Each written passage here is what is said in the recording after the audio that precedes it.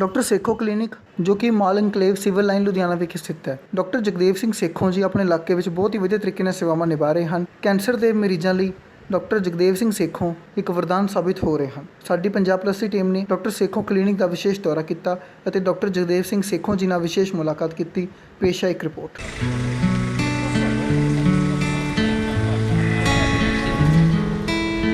दर्शकों Punjab plus channel ਤੇ ਤੁਹਾਡਾ ਸਵਾਗਤ ਹੈ। ਅੱਜ ਅਸੀਂ ਤੁਹਾਨੂੰ ਮਿਲਾਉਣ ਜਾ ਰਹੇ ਹਾਂ ਇੱਕ ਐਸੇ ਡਾਕਟਰ ਨਾਲ ਜਿਨੇ ਹਜ਼ਾਰਾਂ ਦੀ ਗਿਣਤੀ ਦੇ ਵਿੱਚ ਕੈਂਸਰ ਦੇ ਉਹਨਾਂ ਪੇਸ਼ੈਂਟਾਂ ਨੂੰ ਜਿਹੜੇ ਬਿਲਕੁਲ ਆਪਣੀ ਜਿਹੜੀ ਹੈਗੀ ਆ ਜ਼ਿੰਦਗੀ ਦੀ ਉਮੀਦ ਖੋ ਚੁੱਕੇ ਸੀ, ਉਹਨਾਂ ਨੂੰ ਨਵੀਂ ਜ਼ਿੰਦਗੀ ਦਿੱਤੀ। ਸਾਡੀ ਮੁਰਾਦ ਡਾਕਟਰ ਜੈ ਸੇਖੋਂ ਜੀ ਦੇ ਨਾਲ। ਡਾਕਟਰ ਸਾਹਿਬ ਤੁਹਾਡਾ ਸਵਾਗਤ ਹੈ ਸਾਡੇ ਸਪੈਸ਼ਲ ਸ਼ੋਅ 'ਚ। ਥੈਂਕ ਯੂ ਜੀ। ਡਾਕਟਰ ਸਾਹਿਬ ਸਾਨੂੰ ਦੱਸੋ ਕਿ ਕੈਂਸਰ ਇੱਕ ਆਮ ਬੰਦਾ ਜਿਹੜਾ ਹੈਗਾ ਉਹ ਕੈਂਸਰ ਦਾ ਕਿਸੇ ਜ਼ਮਾਨੇ ਦੇ ਵਿੱਚ ਇਹ ਹੁੰਦਾ ਸੀਗਾ ਕਿ ਬੱਚੇ ਜਦੋਂ ਨਾਮ ਲੈਂਦੇ ਸੀ ਕੈਂਸਰ ਦਾ, ਵੱਡੇ ਨਾਮ ਵੀ ਉਹਨਾਂ ਨੂੰ ਨਹੀਂ ਲੈਣ ਦਿੰਦੇ ਸੀਗੇ ਵੀ ਕੈਂਸਰ ਇੱਕ ਐਸੀ ਚੀਜ਼ ਆ ਵੀ ਇਹਦਾ ਨਾਮ ਨਹੀਂ ਲੈਣਾ ਹੈਗਾ। ਔਰ ਅੱਜ ਤਾਂ ਇੱਕ ਬੜੀ ਮਤਲਬ ਸਿੰਪਲਿਸਿਟੀ ਦੇ ਨਾਲ ਚੀਜ਼ ਨੂੰ ਇਹ ਲਿੱਤਾ ਜਾ ਰਿਹਾ ਹੈਗਾ ਔਰ ਸਰਵਾਈਵ ਵੀ ਹੋ ਰਿਹਾ ਪੇਸ਼ੈਂਟ। ਕੀ ਕਹਿਣਾ ਚਾਹੋਗੇ? ਸਰ, ਕੈਂਸਰ ਇੱਕ ਇਹੋ ਜਿਹੀ ਬਿਮਾਰੀ ਹੈਗੀ ਜਿਹੜੀ ਕਿ ਪਹਿਲਾਂ ਲੋਕਾਂ ਨੂੰ ਉਹਦੇ ਬਾਰੇ ਨੌਲੇਜ ਨਹੀਂ ਸੀਗੀ, ਨਾ ਹੀ ਡਾਕਟਰਸ ਨੂੰ, ਨਾ ਹੀ ਜਨਰਲ ਪਬਲਿਕ ਨੂੰ। ਹੁਣ ਜਿਉਂ-ਜਿਉਂ ਨਵੀਂ ਰਿਸਰਚ ਆ ਰਹੀ ਹੈ, ਨਵੇਂ ਰਿਸਰਚ ਦੇ ਨਾਲ ਦਵਾਈਆਂ ਆ ਰਹੀਆਂ ਨੇ, ਉਹ ਸਾਨੂੰ ਪਤਾ ਚੱਲਿਆ ਕਿ ਅਸੀਂ ਆਲਮੋਸਟ 60 to 70% ਕੈਂਸਰ ਦੇ ਪੇਸ਼ੈਂਟਸ ਨੂੰ ਸਾਰੀ ਜ਼ਿੰਦਗੀ ਲਈ ਠੀਕ ਕਰ ਸਕਦੇ ਹਾਂ। ਉਹਦੇ ਲਈ ਪਹਿਲਾਂ ਸਾਨੂੰ ਟੈਸਟ ਕਰਨੇ ਪੈਂਦੇ ਨੇ, ਸਾਨੂੰ ਪਹਿਲਾਂ ਡਾਇਗਨੋਸ ਕਰਨਾ ਪੈਂਦਾ ਕਿ ਪੇਸ਼ੈਂਟ ਨੂੰ ਐਗਜ਼ੈਕਟਲੀ ਕਿਸ ਟਾਈਪ ਦਾ ਕੈਂਸਰ ਹੈਗਾ, ਔਰ ਉਹਦੇ ਉੱਤੇ ਕੁਝ ਸਪੈਸ਼ਲ ਟੈਸਟ ਵੀ ਹੁੰਦੇ ਨੇ ਤਾਂ ਜੋ ਸਾਨੂੰ ਪਤਾ ਚੱਲ ਸਕੇ ਕਿਹੜੀ ਦਵਾਈ ਪੇਸ਼ੈਂਟ ਦੇ ਲਈ ਕੰਮ ਆਏਗੀ ਐਂਡ ਉਹਦੇ ਨਾਲ ਫਿਰ ਪੇਸ਼ੈਂਟਸ ਲੰਬੇ ਸਮੇਂ ਲਈ ਸਰਵਾਈਵ ਕਰ ਸਕਦੇ ਨੇ। ਡਾਕਟਰ ਸਾਹਿਬ, ਜਿਸ ਤਰੀਕੇ ਦੇ ਨਾਲ ਜਿਹੜੇ ਕੈਂਸਰ ਦੇ ਪੇਸ਼ੈਂਟ ਹੈਗੇ ਆ, ਅਗਰ ਉਹ ਸਟੇਜਾਂ ਦੇ ਵਿੱਚ ਜਿੱਦਾਂ 4 ਸਟੇਜਸ ਆਪਾਂ ਮੰਨਦੇ ਹਾਂ ਕੈਂਸਰ ਦੀਆਂ, ਅਗਰ ਉਹ ਪਹਿਲੀਆਂ ਸਟੇਜਾਂ, ਉਹਦੇ ਬਾਰੇ ਕੀ ਕਹਿਣਾ ਚਾਹੋਗੇ? ਕਿਵੇਂ ਪਤਾ ਲੱਗੇ? ਕਈ ਵਾਰੀ ਤਾਂ ਇਦਾਂ ਹੁੰਦਾ ਜਿੱਦਾਂ ਲਿਵਰ ਵਾਲੇ ਆਪਾਂ ਕਰੀਏ, ਹੈਪੇਟਾਈਟਸ ਸੀ ਦੀ ਗੱਲ ਕਰੀਏ, ਹੈਪੇਟਾਈਟਸ ਸੀ ਹੋ ਜਾਂਦਾ ਸੀਗਾ ਅੱਗੇ ਬੰਦਿਆਂ ਨੂੰ ਔਰ ਉਹਦੇ ਨਾਲ ਨਾਲ ਟਿਊਮਰ ਜਿਹੜੇ ਵਧੀ ਜਾਂਦੇ ਹੁੰਦੇ ਸੀਗੇ ਔਰ ਉਹਦੀ ਐਵੀਡੈਂਸ ਹੀ ਨਹੀਂ ਕੋਈ ਹੁੰਦੀ ਸੀ। ਉਹਦੇ ਬਾਰੇ ਕੀ ਕਹਿਣਾ ਚਾਹੋਗੇ? ਉਹਦੇ 'ਚ ਇਹ ਹੁੰਦਾ ਹੈ ਕਿ ਅੱਜ ਕੱਲ੍ਹ ਅਸੀਂ ਜੋ ਕਹਿੰਦੇ ਹਾਂ ਕਿ ਜਿਹੜੇ ਪੇਸ਼ੈਂਟਸ ਹੈਪੇਟਾਈਟਸ ਸੀ ਪੋਜ਼ਿਟਿਵ ਨੇ, ਤਾਂ ਉਹਦੇ ਲਈ ਹੈਪੇਟਾਈਟਸ ਸੀ ਨੂੰ ਟ੍ਰੀਟ ਕਰਨ ਲਈ ਦਵਾਈਆਂ ਬਹੁਤ ਅੱਛੀਆਂ ਆ ਗਈਆਂ ਨੇ। ਤਾਂ ਹਾਰਡਲੀ 6 ਤੋਂ 8 ਹਫ਼ਤੇ ਦਾ ਕੋਰਸ ਹੁੰਦਾ ਹੈਗਾ, ਉਹਦੇ ਨਾਲ ਪੇਸ਼ੈਂਟਸ ਠੀਕ ਹੋ ਜਾਂਦੇ ਨੇ। ਦੂਜਾ ਹੈਗਾ ਕਿ ਇਹਨਾਂ ਪੇਸ਼ੈਂਟਸ ਨੂੰ ਕਿਹਾ ਜਾਂਦਾ ਕਿ ਹਰ 2-3 ਹਫ਼ਤੇ 2-3 ਮਹੀਨੇ ਬਾਅਦ ਆਪਣਾ ਅਲਟਰਾਸਾਊਂਡ ਜਾਂ ਕੋਈ ਸਿੰਪਲ ਬਲੱਡ ਟੈਸਟ ਹੈਗੇ ਜਿਹੜੇ ਕਰਾ ਕੇ ਸਾਨੂੰ ਦਿਖਾਉਂਦੇ ਰਹਿਣਾ ਹੈਗਾ, ਤਾਂ ਜਦੋਂ ਵੀ ਸ਼ੁਰੂਆਤ ਹੁੰਦੀ ਹੈ ਨਾਲ ਦੀ ਨਾਲ ਸਾਨੂੰ ਪਤਾ ਚੱਲ ਸਕੇ ਔਰ ਅਸੀਂ ਪੇਸ਼ੈਂਟ ਦਾ ਟ੍ਰੀਟਮੈਂਟ ਰਿਕਮੈਂਡ ਕਰ ਸਕੀਏ। ਜਿੱਥੇ ਤੱਕ ਤੁਸੀਂ ਸਟੇਜਸ ਦੀ ਗੱਲ ਕਹੀ ਹੈ ਕਿ ਜਿਹੜੇ ਕੈਂਸਰ ਦੇ ਪੇਸ਼ੈਂਟ ਨੇ ਜਿਹੜੇ ਕਿ ਪਹਿਲੀ ਸਟੇਜ 'ਤੇ ਸਾਡੇ ਕੋਲ ਪੇਸ਼ੈਂਟ ਆਉਂਦੇ ਨੇ ਔਰ ਉਹ ਤਕਰੀਬਨ 90 ਤੋਂ 95% ਤੱਕ ਪੇਸ਼ੈਂਟ ਸਾਰੀ ਉਮਰ ਲਈ ਠੀਕ ਹੋ ਜਾਂਦੇ ਨੇ। ਸਟੇਜ 2 'ਤੇ ਇਹ ਠੀਕ ਹੋਣ ਦੀ ਬਾਅਦ ਜਿਹੜੀ ਹੈਗੀ ਆ 80 ਤੋਂ 85% ਹੋ ਜਾਂਦੀ ਹੈ। ਸਟੇਜ 3 'ਤੇ 60 ਤੋਂ 70% ਹੋ ਜਾਂਦੀ ਹੈ ਔਰ ਸਟੇਜ 4 'ਤੇ ਪੇਸ਼ੈਂਟਸ ਆਮ ਤੌਰ 'ਤੇ ਠੀਕ ਨਹੀਂ ਹੁੰਦੇ ਹੈਗੇ, ਸਿਰਫ ਅਸੀਂ ਉਹਨਾਂ ਦਾ ਲਾਈਫ ਸਪੈਨ ਵਧਾ ਸਕਦੇ ਹਾਂ। ਔਰ ਇਸੇ ਕਰਕੇ ਅਸੀਂ ਸਾਰੇ ਲੋਕਾਂ ਨੂੰ ਕਹਿੰਦੇ ਹਾਂ ਕਿ ਜਾਗਰੂਕ ਕਰਦੇ ਹਾਂ, ਜਾ ਕੇ ਕੈਂਪਸ ਲਾਉਣੇ ਕਿ ਭਾਈ ਜੇ ਤੁਹਾਨੂੰ ਕੋਈ ਪ੍ਰੋਬਲਮ ਹੈਗੀ ਆ ਆਪਣਾ ਟੈਸਟ ਕਰਾਓ, ਉੱਥੇ ਬੈਠੇ ਨਾ ਰਹੋ, ਆਪਣਾ ਟੈਸਟ ਕਰਾ ਕੇ ਜੇ ਤੁਹਾਨੂੰ ਕੋਈ ਪ੍ਰੋਬਲਮ ਹੈਗੀ ਆ ਤਾਂ ਜਲਦੀ ਤੋਂ ਜਲਦੀ ਇਲਾਜ ਕਰਾਓ ਤਾਂ ਜੋ ਤੁਸੀਂ ਠੀਕ ਹੋ ਸਕੋ। ਦੱਸੋ, ਅਗਰ ਆਪਾਂ ਔਰਤਾਂ ਦੀ ਗੱਲ ਕਰੀਏ ਤਾਂ ਅੱਗੇ ਤਾਂ ਔਰਤਾਂ ਨੂੰ ਬ੍ਰੈਸਟ ਦੀ ਜਿਹੜੀ ਕੈਂਸਰ ਆ ਬੜੀ ਐਵੀਡੈਂਟ ਸੀਗੀ, ਲੇਕਿਨ ਅੱਜ ਕੱਲ੍ਹ ਸਰਵਾਈਕਲ ਕੈਂਸਰ ਦਾ ਜਿਹੜਾ ਹੈਗਾ ਉਹ ਵੀ ਕਾਫੀ ਜ਼ਿਆਦਾ ਮਤਲਬ ਰੁਝਾਨ ਹੋ ਚੁੱਕਾ। ਉਹਦੇ ਬਾਰੇ ਕਹਿਣਾ ਚਾਹੋ? ਸੋ ਸਰਵਾਈਕਲ ਕੈਂਸਰ ਇੱਕ ਇਹੋ ਜਿਹੀ ਚੀਜ਼ ਹੈਗੀ ਕਿ ਜਿਹੜੀ ਪਹਿਲਾਂ ਇੰਡੀਆ ਦੇ ਵਿੱਚ ਨੰਬਰ 1 ਕੈਂਸਰ ਸੀਗਾ ਲੇਡੀਜ਼ ਦੇ ਵਿੱਚ, ਬਟ ਹੁਣ breast cancer has overtaken cervical cancer. ਹੁਣ ਇਸ ਟਾਈਮ ਬ੍ਰੈਸਟ ਕੈਂਸਰ ਦੀ ਮਾਤਰਾ ਜ਼ਿਆਦਾ ਹੈਗੀ ਹੈ, ਸਰਵਾਈਕਲ ਕੈਂਸਰ ਥੋੜ੍ਹਾ ਜਿਹਾ ਮਾਤਰਾ ਘੱਟ ਗਈ ਹੈਗੀ ਹੈ ਬਿਕੋਜ਼ ਆਪਣਾ ਕੁਛ ਲਾਈਫ ਸਟਾਈਲ ਅੱਛਾ ਹੋ ਗਿਆ ਹੈਗਾ ਔਰ ਸਰਵਾਈਕਲ ਕੈਂਸਰ ਦੀ ਜਾਗਰੂਕਤਾ ਹੋ ਗਈ ਹੈ, ਲੇਡੀਜ਼ ਦੀ ਹਾਈਜੀਨ ਬੈਟਰ ਹੋ ਗਈ ਹੈ ਅਤੇ ਉਹਦੇ ਨਾਲ ਸਰਵਾਈਕਲ ਕੈਂਸਰ ਦੀ ਪ੍ਰੋਬਲਮਸ ਘੱਟ ਹੈਗੀਆਂ ਨੇ ਸਾਡੇ ਕੋਲ as compare to breast cancer.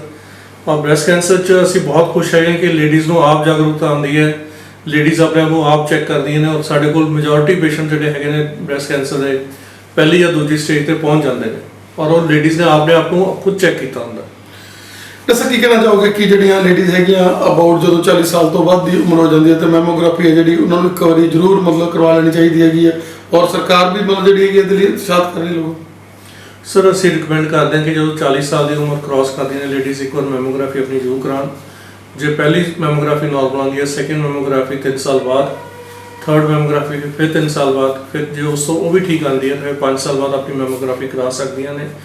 ਪਰ ਆਪਣੇ ਆਪ ਨੂੰ ਚੈੱਕ ਕਰਨ, ਉਹ ਲੇਡੀਜ਼ ਜੋ ਨਹਾ ਕੇ ਹਟਦੀਆਂ ਨੇ ਆਪਣੇ ਬ੍ਰੈਸਟ ਸਾਫ ਚੈੱਕ ਕਰਨ ਅਤੇ ਜੇ ਉਹਨਾਂ 'ਚ ਉਹਨਾਂ ਨੂੰ ਕੋਈ ਘੱਟ ਮਹਿਸੂਸ ਹੁੰਦੀ ਹੈ ਤਾਂ ਆਪਣੇ ਡਾਕਟਰ ਨੂੰ ਜਲਦੀ ਤੋਂ ਜਲਦੀ ਕੰਟੈਕਟ ਕਰਨ।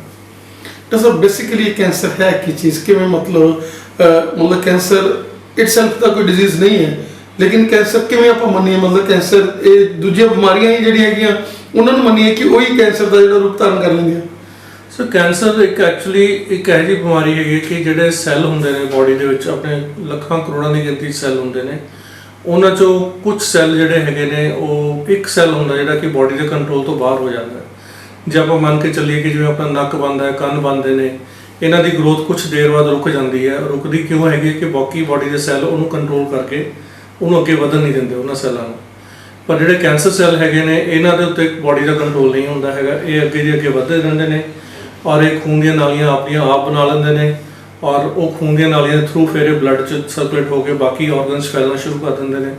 ਸੋ ਬੇਸਿਕਲੀ ਕੈਂਸਰ ਇੱਕ ਇਹੋ ਜਿਹੀ ਬਿਮਾਰੀ ਹੈਗੀ ਕਿ ਜਿਹੜੀ ਕਿ ਬਾਡੀ ਦੇ ਕੰਟਰੋਲ 'ਚ ਨਹੀਂ ਹੈਗੀ ਔਰ ਬਾਡੀ ਦੇ ਇਮਿਊਨ ਸਿਸਟਮ ਨੂੰ ਇਵੇਟ ਕਰਦੀ ਹੈ।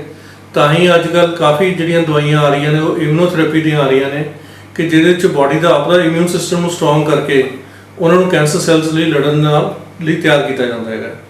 ਬਟ ਉਹ ਹਲੇ ਬਹੁਤ ਹੀ अर्ਲੀ ਸਟੇਜ ਤੇ ਹੈਗੀਆਂ ਨੇ। ਸਾਡੇ ਕੋਲ 1-2 ਦਵਾਈਆਂ ਆਈਆਂ ਨੇ, ਉਹ ਵੀ ਕੁਝ ਕੈਂਸਰ 'ਚ ਕੰਮ ਕਰਦੀਆਂ ਨੇ, ਬਟ ਕਾਫੀ ਰਿਸਰਚ ਉਹਨਾਂ ਵੱਲ ਚੱਲ ਰਹੀ ਹੈ ਕਿ ਬਾਡੀ ਨੂੰ ਖੁਦ ਤਿਆਰ ਕੀਤਾ ਜਾਵੇ ਕਿ ਇਹ ਜਿਹੜੇ ਕੈਂਸਰ ਸੈੱਲਸ ਨੇ ਉਹਨਾਂ ਨੂੰ ਖੁਦ ਖਤਮ ਕੀਤਾ ਜਾਵੇ। ਡਾਕਟਰ ਸੇਖੋ ਜੀ, ਜਿਸ ਤਰੀਕੇ ਦੇ ਨਾਲ ਐਡਾ ਲੰਬਾ ਤੁਹਾਡਾ ਤਜਰਬਾ ਔਰ ਅੱਜ ਜਿਹੜੀ ਟੈਕਨੀਕ ਸਾਰੀ ਨਈ ਟੈਕਨੀਕਸ ਆ ਗਈਆਂ ਹੈਗੀਆਂ, ਸਰਜਰੀਜ਼ ਨਹੀਂ ਆ ਗਈਆਂ, ਮੈਡੀਸਨ ਦੀ ਜਿੱਦਾਂ ਤੁਸੀਂ ਗੱਲ ਕਰੋ ਕਿ ਨਹੀਂ ਤੋਂ ਨਹੀਂ ਮੈਡੀਸਨ ਜਿਹੜੀਆਂ ਆ ਰਹੀਆਂ, ਇਹ ਦੋਨਾਂ ਚੀਜ਼ਾਂ ਦਾ ਸਮੇਲ ਆ ਜਿਹੜਾ ਹੈਗਾ। ਔਰ ਫੋਰਟਿਸ ਇੱਕ ਐਸਾ ਹਸਪੀਟਲ ਜਿਹਦੇ ਵਿੱਚ ਸਾਫ ਸਫਾਈ ਦੀ ਆਪਾਂ ਗੱਲ ਕਰ ਲਈਏ, ਬਾਕੀ ਚੀਜ਼ਾਂ ਦੀ ਗੱਲ ਕਰ ਲਈਏ ਕਿ ਹਰੇਕ ਤਰ੍ਹਾਂ ਦੀਆਂ ਜਿਹੜੀਆਂ ਹੈਗੀਆਂ ਸਪੈਸ਼ਲਿਟੀਜ਼ ਉੱਥੇ ਅਵੇਲੇਬਲ ਨੇ, ਉਹਦੇ ਬਾਰੇ ਕੀ ਕਹਿਣਾ ਚਾਹੋਗੇ?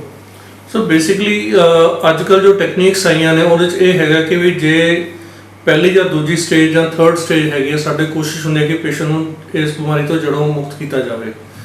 ਔਰ ਜਿਹੜੀ ਸਟੇਜ 4 ਡਿਜ਼ੀਜ਼ ਹੈਗੀਆਂ ਨੇ ਉਹਨਾਂ ਦੇ ਵਿੱਚ ਹੁਣ ਟੈਕਨੋਲੋਜੀ ਚੇਂਜ ਹੋ ਰਹੀ ਹੈ ਹੌਲੀ ਹੌਲੀ ਕਰਕੇ ਵੀ ਕੀਮੋਥੈਰੇਪੀ ਨਾਲ ਪੇਸ਼ੈਂਟਸ ਸਾਰੀ ਉਮਰ ਲਈ ਅਸੀਂ ਠੀਕ ਨਹੀਂ ਕਰ ਸਕਦੇ, ਕੁਝ ਦੇਰ ਲਈ ਠੀਕ ਰੱਖ ਸਕਦੇ ਹਾਂ। ਹੁਣ ਉਹਨਾਂ 'ਚ ਪਤਾ ਚੱਲ ਰਿਹਾ ਕਿ ਅਸੀਂ ਮੋਲੀਕੂਲਰ ਟੈਸਟਿੰਗ ਕਰਦੇ ਹਾਂ ਦੇਖਣ ਲਈ ਵੀ ਇਹ 'ਚ ਕਿਹੜੀ ਚੀਜ਼ਾਂ ਨੇ ਜਿਹਦੇ ਕਰਕੇ ਕੈਂਸਰ ਸੈੱਲਸ ਵੱਧ ਰਹੇ ਨੇ ਔਰ ਉਹਨਾਂ ਸੈੱਲਸ ਨੂੰ ਵਧਣ ਤੋਂ ਰੋਕਣ ਦੇ ਲਈ ਨਵੀਆਂ ਦਵਾਈਆਂ ਦੀ ਖੋਜ ਕੀਤੀ ਜਾ ਰਹੀ ਹੈ ਕਿ ਤਾਂ ਜੋ ਉਹ ਦਵਾਈਆਂ ਨੂੰ ਪੇਸ਼ੈਂਟ ਖਾਈ ਜਾਵੇ ਔਰ ਉਹਨੂੰ ਇੱਕ ਤਰ੍ਹਾਂ ਦਾ ਕ੍ਰੋਨਿਕ ਡਿਜ਼ੀਜ਼ ਬਣਾ ਦਿੱਤਾ ਜਾਵੇ। ਜਿਵੇਂ ਕਿ ਬਾਕੀ ਬਲੱਡ ਪ੍ਰੈਸ਼ਰ ਜਾਂ ਸ਼ੂਗਰ ਦੀਆਂ ਬਿਮਾਰੀਆਂ ਨੇ, ਉਹ 'ਚ ਪੇਸ਼ੈਂਟ ਆਪਣਾ ਦਵਾਈ ਖਾਂਦੇ ਰਹਿੰਦੇ ਨੇ ਅਤੇ ਠੀਕ ਰਹਿੰਦੇ ਨੇ। ਔਰ ਇਸ ਕਈ ਦਵਾਈਆਂ ਆ ਚੁੱਕੀਆਂ ਨੇ ਆਲਰੇਡੀ ਕੈਂਸਰ ਪੇਸ਼ੈਂਟਸ ਦੇ ਲਈ। ਔਰ ਵੀ ਹੈਵ ਪੇਸ਼ੈਂਟ ਜਿਹੜੇ ਕਿ ਪਹਿਲਾਂ ਜਿਹੜੇ ਕਿ 2-3 ਮਹੀਨੇ ਸਰਵਾਈਵ ਕਰਦੇ ਸੀ, 4-5 ਮਹੀਨੇ ਸਰਵਾਈਵ ਕਰਦੇ ਸੀਗੇ ਔਰ ਉਹ ਨਵੀਆਂ ਦਵਾਈਆਂ ਜਿਹੜੀਆਂ ਆ ਗਈਆਂ ਉਹਨਾਂ ਨਾਲ 4-4, 5-5 ਸਾਲ ਜਾਂ ਉਸ ਤੋਂ ਵੀ ਜ਼ਿਆਦਾ ਸਮੇਂ ਲਈ ਸਰਵਾਈਵ ਕਰ ਰਹੇ ਨੇ ਔਰ ਆਪਣਾ ਨਾਰਮਲ ਕੰਮਕਾਜ ਕਰ ਰਹੇ ਨੇ। ਸਿਰਫ ਇੱਕ ਦਵਾਈ ਰੋਜ਼ ਦੀ ਖਾਣੀ ਹੁੰਦੀ ਹੈ ਉਹਨਾਂ ਦੀ। ਤਾਂ ਜਿਹੜਾ ਮਾਡਰਨ ਸਟਾਈਲ ਹੈਗਾ ਅੱਜ ਆਪਣਾ ਜਿਹੜਾ ਸਿਡੇਟਿਵ ਸਟਾਈਲਸ ਹੈਗਾ, ਆਉਣ ਵਾਲੀ ਜਿਹੜੀ ਪੀੜ੍ਹੀ ਹੈਗੀ ਆ ਉਹਦੇ ਨਾਲ ਨਾਲ ਜਿਮਸ ਦਾ ਜਿਹੜਾ ਹੈਗਾ ਰੁਝਾਨ ਹੋ ਚੁੱਕਿਆ ਹੈਗਾ। ਲੋਕ ਜਿਮਸ ਜਾਣ ਲੱਗੇ ਹੈਗੇ ਆ। ਪਹਿਲਾਂ ਵਾਲੀ ਜਿਹੜੀਆਂ ਹਲਕੀਆਂ ਫੁਲਕੀਆਂ ਐਕਸਰਸਾਈਜ਼ ਸੀਗੀਆਂ, ਮਾਰਨਿੰਗ ਵਾਕ ਸੀਗਾ, ਉਹ ਤੋਂ ਹਟ ਕੇ ਜਿਹੜੀਆਂ ਹੈਗੀਆਂ ਚੀਜ਼ਾਂ ਨਈਆਂ ਸ਼ੁਰੂ ਹੋ ਰਹੀਆਂ ਨੇ। ਉਹਦੇ ਨਾਲ ਨਾਲ ਜੰਕ ਫੂਡ ਦਾ ਜਿਹੜੇ ਉਹਨਾਂ ਦਾ ਰੁਝਾਨ ਬੜਾ ਵੱਧ ਚੁੱਕਿਆ ਹੈਗਾ। ਮੋਬਾਈਲ, ਇੰਡੋਰ, ਕੀ ਕਹਿਣਾ ਚਾਹੋਗੇ ਕਿ ਆਉਣ ਵਾਲੇ ਸਮੇਂ ਵਿੱਚ ਇਹ ਚੀਜ਼ਾਂ ਵੀ ਕਿਸੇ ਨਾ ਕਿਸੇ ਸਟੇਜ ਤੇ ਜਾ ਕੇ ਫੈਸਿਲਿਟੇਟ ਕਰਦੇ ਕਿਸੇ ਨੂੰ? ਦੇਖੋ, ਜਿਮ ਜਾਣਾ ਤਾਂ ਬਹੁਤ ਅੱਛੀ ਗੱਲ ਹੈਗੀ ਹੈ।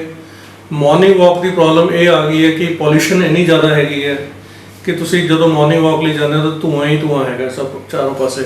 ਐਂਡ ਕੁਛ ਆਪਣੇ ਪੈਡੀ ਦੀ ਸਟਬਲ ਬਰਨਿੰਗ ਹੁੰਦੀ ਹੈ, ਕਦੇ ਕੁਛ ਆਪਣਾ ਗੱਡੀਆਂ ਦਾ ਧੂੰਆਂ ਹੁੰਦਾ ਹੈਗਾ ਜਿਹੜਾ ਕਿ ਆਪਾਂ ਨੂੰ ਮਿਲਦਾ ਹੈਗਾ। ਜਿਮ ਦੇ ਵਿੱਚ ਫਿਰ ਵੀ ਤੁਹਾਡਾ ਐਕਸਰਸਾਈਜ਼ ਕਰਨ ਨੂੰ ਟਾਈਮ ਮਿਲਦਾ ਹੈਗਾ, ਉਹ ਐਕਸਰਸਾਈਜ਼ ਜ਼ਰੂਰ ਕਰਨੀ ਚਾਹੀਦੀ ਹੈ। ਜੇ ਮਾਰਨਿੰਗ ਵਾਕ ਲਈ ਨਹੀਂ ਜਾ ਸਕਦੇ ਜਾਂ ਜੇ ਬਾਹਰ ਪੋਲਿਊਸ਼ਨ ਜ਼ਿਆਦਾ ਹੈਗੀ ਤਾਂ ਜਿਮ ਜਾ ਕੇ ਆਪਣੀ ਐਕਸਰਸਾਈਜ਼ ਕਰੋ। ਬਟ ਜਿਹੜੀ ਆਪਣੇ ਜੰਕ ਫੂਡ ਹੈਗਾ that is hazards to health, because ਉਹਦੇ ਨਾਲ ਕੈਂਸਰ ਦੀ ਮਾਤਰਾ ਵੱਧਦੀ ਹੈਗੀ ਹੈ, ਹਾਰਟ ਡਿਜ਼ੀਜ਼ ਵੱਧਦੇ ਨੇ ਐਂਡ ਉਹਦੇ 'ਚ ਓਬੈਸਿਟੀ ਵੱਧਦੀ ਹੈ। Obesity is again link to all these things. ਤੋ ਇਸ ਕਰਕੇ ਜੰਕ ਫੂਡ ਤੋਂ ਤਾਂ ਅਸੀਂ ਹਮੇਸ਼ਾ ਐਡਵਾਈਸ ਕਰਦੇ ਹਾਂ ਕਿ ਨਹੀਂ ਖਾਣਾ ਚਾਹੀਦਾ। ਡਾਕਟਰ ਸਾਹਿਬ, ਤੁਹਾਡਾ ਬਹੁਤ ਬਹੁਤ ਧੰਨਵਾਦ ਜਿਹੜਾ ਪੰਜਾਬ ਪਲੱਸ ਚੈਨਲ ਨੂੰ ਤੁਸੀਂ ਅੱਜ ਸਮਾਂ ਦਿੱਤਾ ਆਪਣੇ ਨਾਲ, ਆਪਣੇ ਜਿਹੜੀ ਯੂਜ਼ਫੁਲ ਟਿਪਸ ਹੈਗਾ ਲੋਕਾਂ ਨਾਲ ਸ਼ੇਅਰ ਕਰਨ ਦਾ। ਜਾਂਦੇ ਤੇ ਕੀ ਤੁਹਾਡਾ ਮੈਸੇਜ ਹੋਊਗਾ ਸਾਡੇ ਦੇਖਣ ਵਾਲੇ ਦਰਸ਼ਕਾਂ ਨੂੰ? ਮੇਰਾ ਤਾਂ ਮੈਸੇਜ ਇਹੀ ਰਹੇਗਾ ਕਿ ਵੀ ਸਵਸਥ ਰਹੋ, ਐਕਸਰਸਾਈਜ਼ ਕਰੋ, ਖਾਣਾ ਜਿਹੜਾ ਹੈਗਾ ਆਪਣਾ ਪ੍ਰੋਪਰ ਖਾਓ, ਜੋ ਆਪਣਾ ਟ੍ਰੈਡੀਸ਼ਨਲ ਫੂਡ ਹੁੰਦਾ ਸੀ ਉਹਨੂੰ ਛੱਡੋ ਨਾ, ਜੰਕ ਫੂਡ ਦੇ ਪਿੱਛੇ ਨਾ ਭੱਜੋ। ਐਂਡ ਜੇ ਤੁਹਾਡੇ ਸਰੀਰ 'ਚ ਕੋਈ ਗਿਲਟੀ ਹੈਗੀ ਹੈ ਜਾਂ ਤੁਹਾਡੇ ਆਵਾਜ਼ ਕੁਝ ਫਰਕ ਪਈ ਹੈਗੀ ਹੈ ਜਾਂ ਤੁਹਾਡਾ ਖਾਂਸੀ ਹੈ, ਤੁਹਾਡਾ ਭੁੱਖ ਵਗੈਰਾ ਘਟ ਰਹੀ ਹੈਗੀ ਹੈ ਜਿਹੜੀ ਕਿ 15-20 ਦਿਨ ਜਾਂ ਮਹੀਨੇ ਤੋਂ ਠੀਕ ਨਹੀਂ ਹੋ ਰਹੀ, ਤੇ ਪਲੀਜ਼ ਆਪਣੇ ਡਾਕਟਰ ਨੂੰ ਜਾ ਕੇ ਦਿਖਾਓ ਔਰ ਉਹਨਾਂ ਦੀ ਸਲਾਹ ਲੈ ਕੇ ਆਪਣੇ ਟੈਸਟ ਵਗੈਰਾ ਕਰਾਓ।